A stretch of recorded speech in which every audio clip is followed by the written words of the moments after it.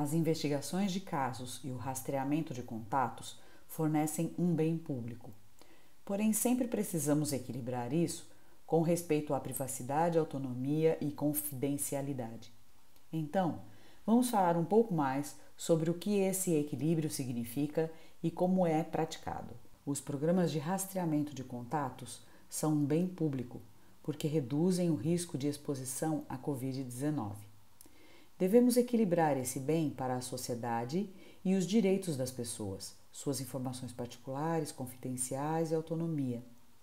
Portanto, sempre devemos nos certificar de manter esse equilíbrio corretamente. Legalmente, existem 3 testes que são usados para determinar se uma intervenção de saúde pública é equilibrada em termos do bem público e dos direitos individuais. Portanto, para que a intervenção de saúde pública seja capaz de limitar os direitos dos indivíduos à privacidade ou autonomia, como o rastreamento de contatos às vezes pode fazer, ela deve atender a estes 3 critérios.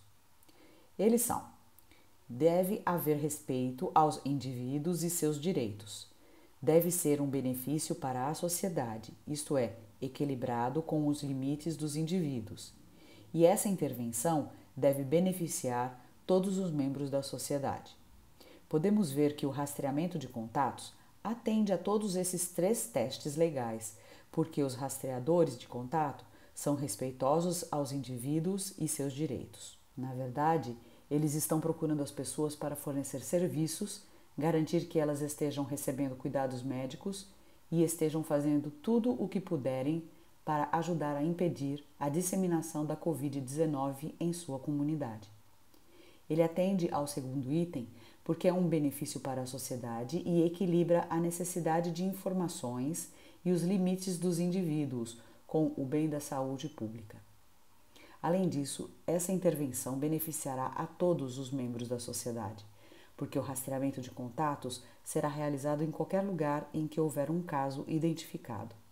Portanto, ele atende aos 3 testes. Existem, em nosso Código Civil, cláusulas que dizem que os estados e o governo brasileiro podem agir para proteger o bem-estar público.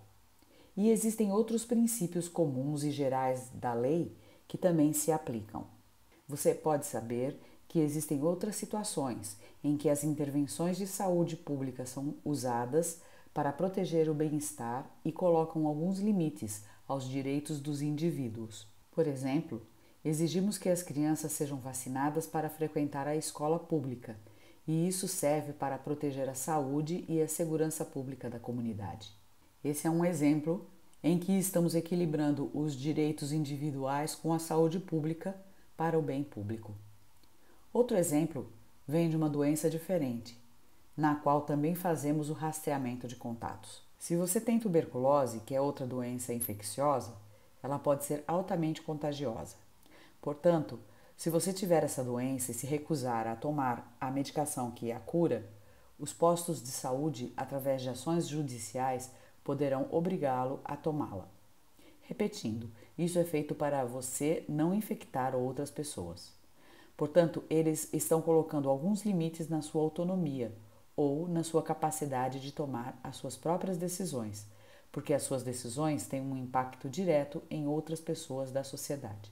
Embora os esforços para rastrear os contatos invadam a vida das pessoas, isso deve ser feito com o máximo de respeito, e os casos e contatos devem entender isso. Assim, podemos garantir aos casos e contatos que as informações que eles fornecerem serão confidenciais, para que sejam usadas apenas para a investigação de saúde pública e para os fins do rastreamento de contatos, e que não serão compartilhadas com ninguém que não precise sabê-las. Portanto, os contatos que forem identificados serão informados de que foram expostos a alguém infeccioso, mas não de quem é o caso, para que você possa reafirmar a esta pessoa que, se ele compartilhar quem são os seus contatos, você não divulgará o nome dele a estes contatos. Vamos dar um exemplo de quando um caso pode lhe fornecer informações particulares e o que você deve fazer. Digamos, por exemplo, que durante uma entrevista com um caso de Covid-19, ele lhe diz que os seus contatos são a esposa, os 2 filhos e também a namorada, que que mora no mesmo bairro. 2 perguntas. Você deve listar a namorada dele como um contato? E você deve contar à esposa sobre a namorada? A resposta para a primeira pergunta é sim. É claro que ela foi exposta e deve ser notificada e solicitada a ficar em quarentena. Lembre-se de que todos devem ter acesso aos serviços de rastreamento de contatos. Eles devem saber que foram expostos e devem ser solicitados a ficar em quarentena. Sua relação exata com o caso não é importante. Não importa como eles conheceram o caso. E você deve contar à esposa sobre a namorada dele? Bem, claro que não. Esta é uma informação particular que o caso compartilhou com você.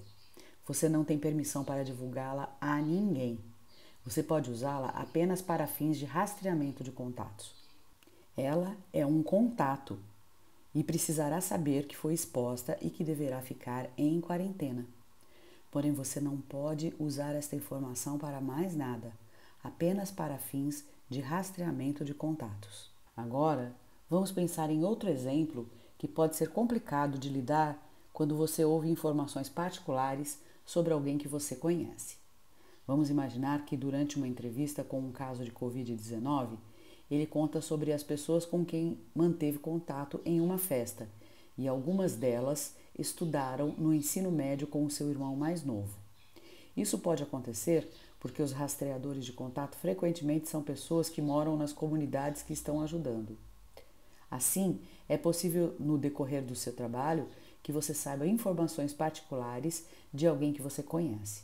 Portanto, se você ouviu isso, você pode ficar alarmado com a possibilidade de haver pessoas conhecidas com risco de se contaminarem com a Covid-19.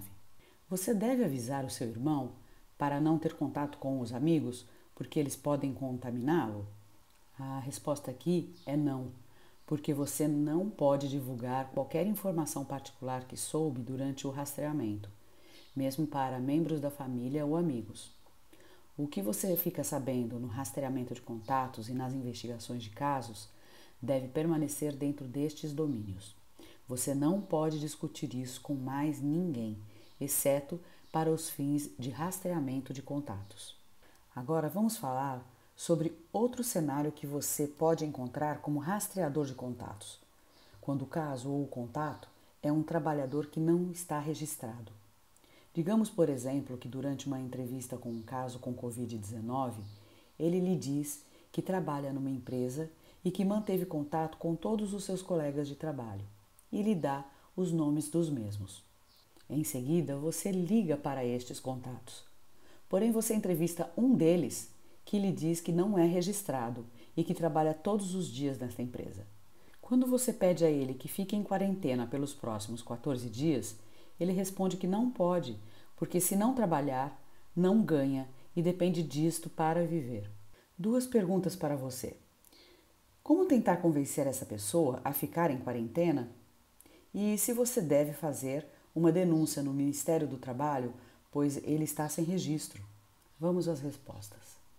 Primeiro, você deve se oferecer para colocá-lo em contato com organizações que possam ajudar a obter alimentos ou outra assistência enquanto ele estiver em casa. Existem formas de dar apoio para essa pessoa. Você também pode lembrá-lo de que as pessoas com quem ele tiver contato estão em alto risco de morte se forem infectadas por ele. Por isso é realmente importante que ele permaneça em quarentena. Agora, você deve ligar para o Ministério do Trabalho? A resposta é não. O fato de ele ser um trabalhador sem registro é uma informação particular e é irrelevante para o esforço de rastreamento de contatos. O importante é que ele fique em quarentena para não infectar outras pessoas. Porém, isso não tem relação com o fato de ele ser ou não um trabalhador com registro. Então, não. Você não tem o direito de divulgar esse tipo de informação particular a mais ninguém.